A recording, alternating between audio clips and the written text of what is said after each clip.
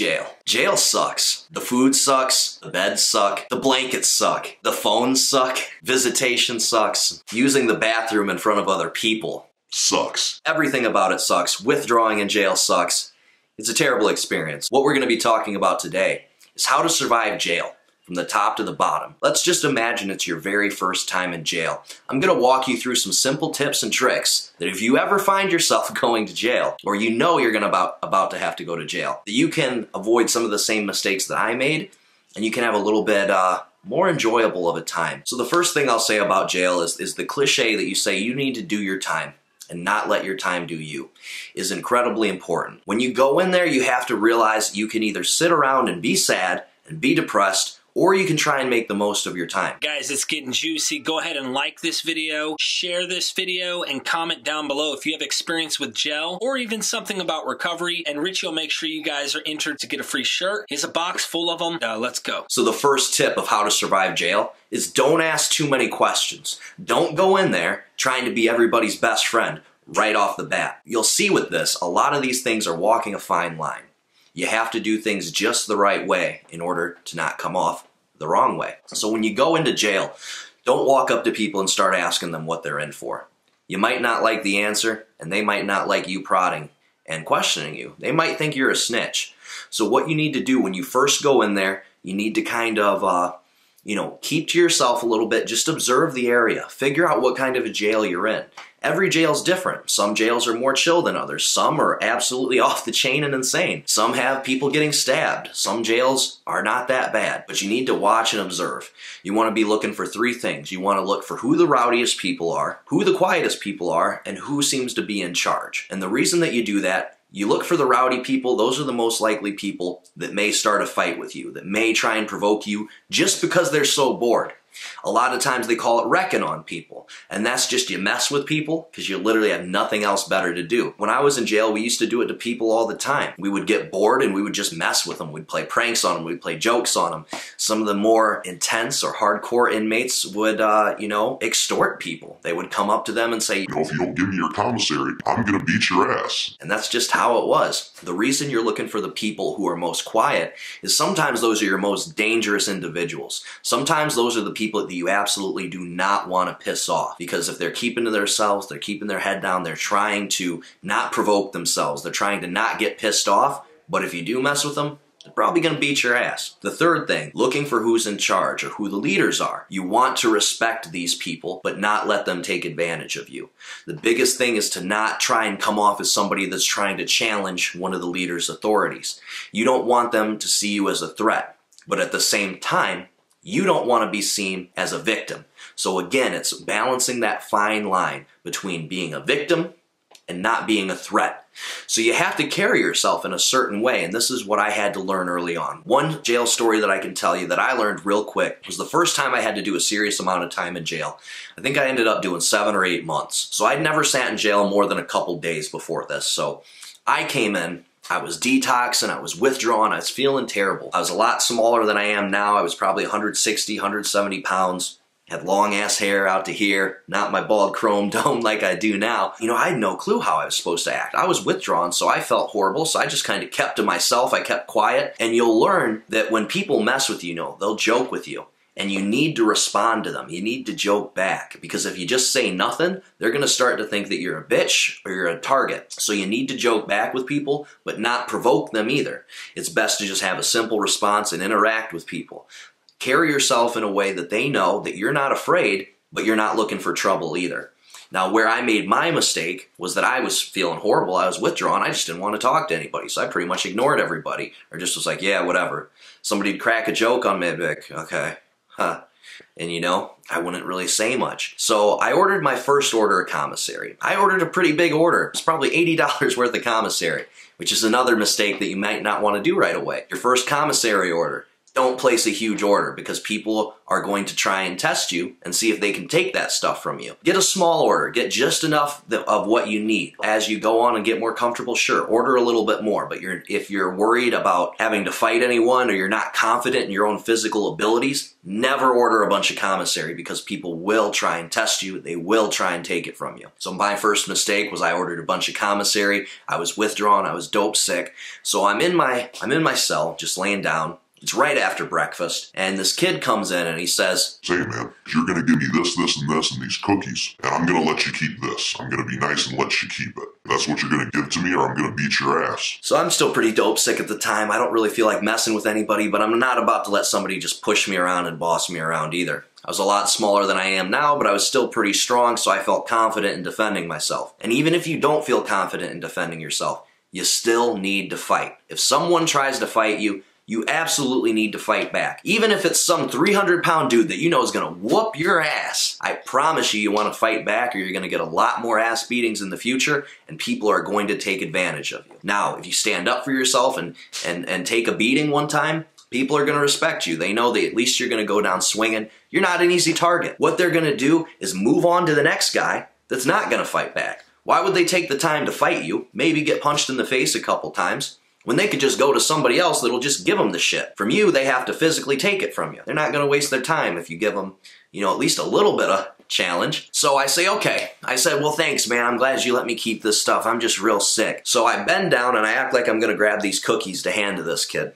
I bend down and I just come and hit him as hard as I can right across the face. And he goes, oh, shit. And we start scuffling around. I start wrapping him up. I didn't do MMA or anything like I did at the time, but I knew a little bit how to grapple. Nothing like really that applicable by any means. Somehow we ended up on this little desk type thing. I don't know exactly what it's called, but it's basically like welded to the wall. And somehow I ended up on top of this desk. I'm sitting there like I am now, and I have him in a headlock like this, and I'm just punching him in the head, punching him in the head. I'm like, you done? You done? Okay, dude, I'm done. Right when we got done, the freaking COs walked in because they came to collect the trays from breakfast. So I'm like, damn it. I just got caught for fighting. They don't really care who starts the fight in there. If you fight at all, they're probably going to get you in trouble for it. So luckily at that jail, the rules were more lax. I've been at jails where if you fight somebody, you get 30 days in lockdown. Over here, I only got 3 days in lockdown. What's lockdown, you might ask? Lockdown is basically solitary confinement. In jail, it's usually not completely solitary. You're usually still in the main area with other people, but you're restricted in some way. In this jail, I was stuck in my cell all day. People could still come up and talk to me and stuff like that, but I couldn't go out in the day room. I couldn't go play cards. Lockdown really sucks, even if you're not in solitary confinement. I tell you what, if you find yourself in solitary confinement, that's even worse. People have literally gone crazy from being in solitary confinement. They've done studies and they're trying to eliminate solitary confinement because it is so damaging mentally to your psyche. It's like, you know, the people that get lost on a desert island for months or years at a time and how when they come back, they're not right in the head. They're talking to little volleyballs named Wilson and stuff like that. It's the same thing in jail, man. You get locked down for a long period of time and you're barely talking to anybody, you start to lose it up here. I spent 3 days in lockdown. Yeah, it sucked, but it wasn't the worst thing in the world. So when I came back to the jail block, you know, everybody had a newfound respect for me. Nobody really tried to test me again and take my stuff. And then I learned also as well that, you know, when somebody's talking shit to you in jail, you need to give them a little bit of shit back so they know you're not an easy target. Let's say you're in jail for a few days, maybe a week. You're starting to feel people out. You wait for people to come and talk to you. Again, don't ask too many questions. Let people come and talk to you. You start feeling people out and you think somebody's cool. What you start to do then is, you know, you do try and make some friends. You go out and you play some cards. If you're not somebody that's comfortable physically defending yourself, I highly recommend that you don't gamble. Gambling is a really easy way to escalate things in jail. Sometimes it's, you know, you might not be able to pay your gambling debt. You're going to get beat up for it. Sometimes the other guy's not able to pay his gambling debt. You talk shit to him because you want your stuff, you're going to get beat up. And here's the catch-22. If you don't tell him to pay your shit, you're going to look like a bitch and everybody's going to beat you up and take your stuff anyway. So if you're not comfortable yet, I highly recommend you don't gamble until you're at least in there for a couple weeks or you're comfortable getting your ass beat or beating somebody's ass. But after a while I did. I started to get cool with the guys in the block. I'd play cards every day. And it goes back to my original tip. You need to do your time and not let your time do you. You find things to do in there. If you don't play cards, learn how to play cards. That's probably the #1 way to pass time in there, is to play cards, play chess, because it's something you can have conversations with people, you can get to know people better, and it's just a way to distract your mind and make the days fly by. And believe it or not, after I was in jail for a couple months, time really did start to fly by. I can go as far to say that after a couple months in jail, I started to have fun. I started to like it. That was for a multitude of reasons. One of them, it was the first time I was clean in like 7 or 8 years. So I actually felt healthy, I felt happy. And, you know, I found ways to spend the time. I started working out in jail. It's another great thing to do into jail and to pass the time. 1, it's going to make you feel better. 2, you know, it's going to give you some natural endorphins so you don't get depressed in there, which is very easy to do and something you want to avoid at all costs. 3, it's going to go back to helping you defend yourself if you need to. The next tip that I got for you is for anybody that's in a relationship or has kids while they're in jail. That's the hardest part about being in jail probably, is being away from your family. The time that I spent 7 months in jail, 8 months, it was easier for me because I had no kids, I didn't have a girlfriend, I didn't have any responsibilities. So I didn't have to worry about the outside world. I could turn my mind off. Now, if you're in a relationship, I highly recommend, you know, you go in with cautious optimism. Because a lot of times I've seen it over and over again. Guys go to jail, their girlfriends leave them while they're in jail. Guys go to jail, she starts screwing around with somebody else. It's just something that happened. You got to ask yourself this. If your girlfriend went to jail for a year, would you really not cheat on her? And don't you lie to me, because I know a lot of you guys out there would. It's just what people do. It's hard to be away from somebody for an entire year. My last tip that I want to give to you guys is let jail be jail. You're going to meet a lot of people in jail. Some of these people you're going to get along with really well. They're going to become your legitimate friends while you're in jail. But the bottom line is, people are usually in jail for a reason. When you get out of jail, you don't necessarily want to go and hang out with the people you were in jail with, because most likely they're going to be doing the same stuff. You know, there's a reason why people that go to jail have an 80% chance of returning, because people do the same stuff. Maybe they're addicts, maybe they need help. But if they're addicts or they need help, there's a good chance they're going to try and rob you. You might have them come over to watch the football game with you. Before you know it, your TV may be gone the next week. You may have, you know, money come up missing. They may break into your house. You don't know what these people are capable of or what they're really like. You know only a certain side of people when they're in jail. You don't really know the real them. This kind of counteracts my advice. I have some friends that I know from jail, but I also had some friends that I made in jail that ended up screwing me over. When I was an addict, I met a friend in jail. I asked him to get me drugs one time. He ended up robbing me for $200, and then I didn't see him for another couple of months until we were in jail again.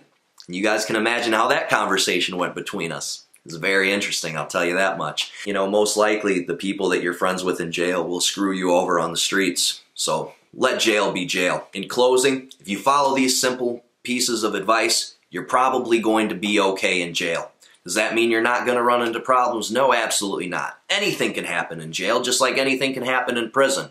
Jail's usually not as intense as prison, but trust me, there's still people that get stabbed in there. There's still people that get beat up on an almost daily basis. The most important thing, again, is to carry yourself well. Be willing to fight, not try and really challenge anybody too much. Stick up for yourself, but don't make yourself look like a threat.